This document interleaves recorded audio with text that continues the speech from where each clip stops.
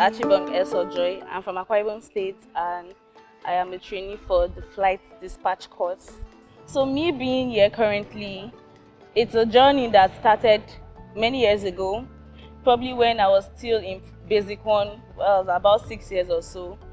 It turns out my dad is an aircraft engineer with the Nigerian Air Force, and we used to have this wooden crafted aircraft of the Hercules, what we call the C-130, in the house, and my dad would just take it and show us, okay, this is the nose of the aircraft, this is the wing tips, it moves like this, there's a ground speed, there's the air speed and all that. And I was being fascinated that, oh, how can something like this go through the air? How can something that is man-made go through the air? Because for all I knew then, it was only things of nature that could fly through the air. So I became fascinated. I wanted to know more. I wanted to know how an aircraft made by a man can be airborne. So over time, this passion for aviation it was just instilled in me, and I grew up loving it. So initially, I wanted to be an air hostess because my mom would always tell me, oh Joy, you're pretty, I love your legs, I love your height, I do this, your body, and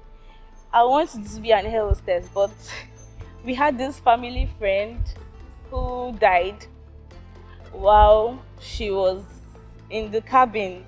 She was an air hostess, and ever since then I became scared of aviation. I was like, no, I'm not going to allow my passion kill me. So I got through it. So there was a time again, I think secondary school, I became very interested in aviation because I had lots of friends who were just in it. They were flying, and I was like, this aviation, I would really love to be in it. So I started making research.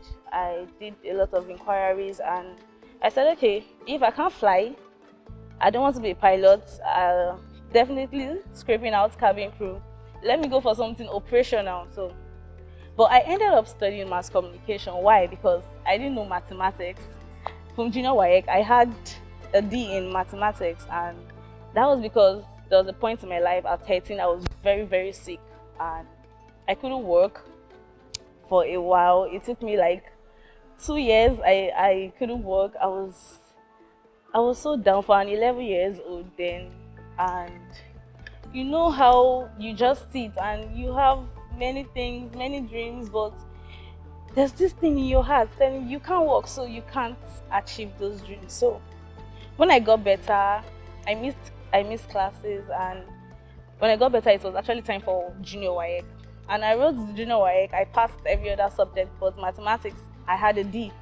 So automatically, I was pushed to the humanities, to art. So when I wanted to go into the university, and I was telling my parents that aviation, I really want to go into aviation. Everybody told me that you that don't know maths, it's you that want to go and be doing aviation. You don't know aviation has a lot of formulas, this and that. So I settled and I studied mass communication. 4 years down the line, it was time for service, and I really hope that I'll be posted to somewhere that I had my first passion. I really wanted to go into aviation. One way or the other, I camped in Ebonyi actually, or I was relocated back to Lagos, and as God may have it, I was posted to the Nigeria Civil Aviation Authority, the NCAA. How I got there, I don't know, but I think God just has his ways of doing things, and I got there and I began to strive. I was like, okay, I'm here now. I think God has positioned me, so it's time for me to head forward. I met a lot of people, and I made lots of friends. Some people discouraged me. Oh no, aviation, no, just go into mass comm. Probably you can be a journalist, and even if you want to go into aviation, be a writer, write articles, submit them, review them, edit. But I wanted more because this is something that was instilled since, and with the help of my superiors at the document tracking unit, they created this confidence in me and told me, you be whatever you want to be, only if you believe and act towards it. So to cut the story I had a friend, he served too in the NCAA, and one time around July or so, he just sent me the scholarship for the Isaac Balami Foundation Aviation Scholarship, and he told me apply for this scholarship, and I said okay. But I just feel like over time, Nigeria system and scholarships don't don't work for me. Well, because I'm this kind of isolated person. I don't want to have anything to do with anybody. I don't believe in the Nigerian system. I don't believe that anything good can come out from Nigeria. So when I saw it, I just said, okay, I'm going to apply. Turns out that on the last day, my conscience began to prick me and said, you don't have friends, but yet you have this particular friend who saw an opportunity and told you apply for it. So why don't you just apply and don't get picked, so that he will see that you're actually a serious person before he terms you that you're unserious. So on the very last day, I applied for the scholarship. Now, why I applied, I met some people in my primary place of assignment, and I said, okay, this is that. I've saved money on my own to at least do the basic part of the flight dispatch course. And they said, Engineer Isaac Balami, he's a politician. Probably one of his political stunts, you're not going to get picked. It's for northern Nigerians. And I was like, I shouldn't even have applied for this thing. I didn't know. So in my mind, I just fulfilled all righteousness by applying, and not until I was shortlisted for an interview in the office and everything began to be clear, like this is really going to work out. And I started reaching out to people that, okay, this is what has just happened, what do I do? And from there I was selected. I did the interview, and in the office, 2nd of December, I won't forget, I was in the office and I didn't even know that was the day they were going to select the people, or the people who selected would be out. And on the group chat, I just saw that, oh, the list is out. And I was like, my name is not there. They said it's for nothing Nigerians, and I'm from the south. There's no way we're going to be remembered. So my friend told me, check the list.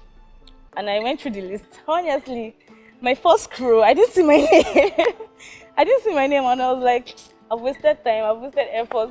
Let me just look for where I will hustle money to do my course. And something told me, Joy, check through, go through it. And I went through it, voila. My name was there, and that was like the happiest moment of 2024 for me. What a way to round up the year. It was in December, and I felt, oh, my Christmas package is here already. So I was really elated. I was happy. You know, this scholarship actually brought back the zeal I once had, the hope I once had, and I'm prevailing. Funny enough, the classes, my people, my classmates, the flight dispatchers, everyone is just lovely, and so far the course is running smoothly. And the mathematics, I'm coping. I'm really coping with it. It's been marvelous, actually. I have been introduced to lots of people, lots of new topics, lots of mathematical equations. All I can say is the Isaac Balami Foundation and Engineer Isaac Balami himself has put me on the track. So I'm heading towards the right direction. Yeah. Of course, I'll be so willing to give back. In short, that has been my mission or vision. Let me say vision because it's still long term. I got this scholarship not on my will. So why, if someone decides to be benevolent enough to offer people this opportunity, how much more a recipient of an opportunity not give out of? Definitely, I want people to enjoy more than what I've enjoyed. The privileges will be more. So I would love to give out more if I can, if I will. Okay, to Engineer Isaac Balami, I just want to say thank you very much for proving people wrong, because what I was told was that this is probably one of your political stunts for nothing else. So I want to thank you so much for shutting mouth up because I am a testimony. I'm from the South South, and there are lots of people from the South South too who have gotten this scholarship. Thank you so much. May God bless you. And not just him, it's a team, the team members, the school.